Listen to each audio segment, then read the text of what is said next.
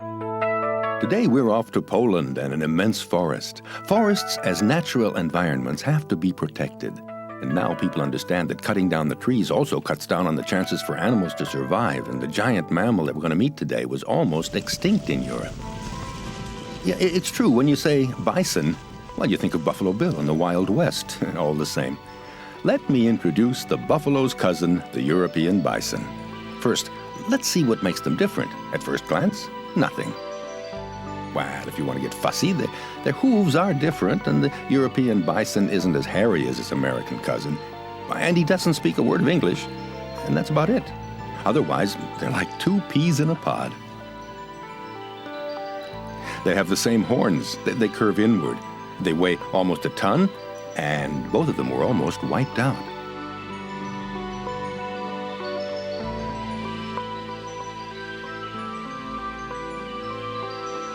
For a long, long time, bisons were everywhere in Europe, but they were so overhunted at the beginning of the century that the last wild bison disappeared, and, well, there were only bisons in zoos. Some of them were released back into the wild, and today, well, bisons are readapting to life in the Polish forests where they're protected.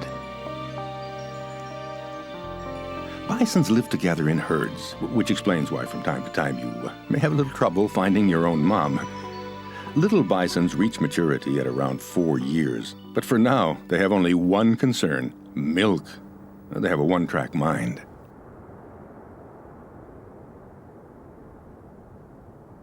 The bison is a ruminant. That means they chew cuds like cows, but don't say anything about cows because it annoys them. So they eat grass, and when there isn't any, as in winter, they'll settle for tree bark and shoots. And to drink, they break the ice with their hooves or just eat some snow. And it's not so bad. Anyway, the owl is impressed. Finally, despite its reputation, the bison is a very peaceful fellow. He would rather quietly munch snowballs than run around and scare everybody.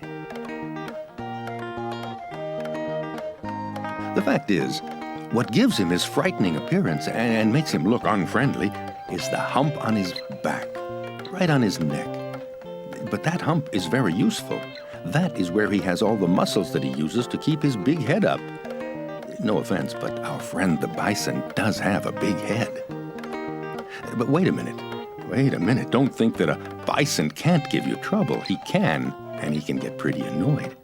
As soon as he senses danger, especially from humans, he might charge, and believe me, he is nothing like a cow or a bull when he does that.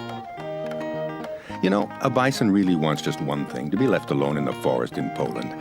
Oh yes, and one other thing. Nobody says the word cow in his presence.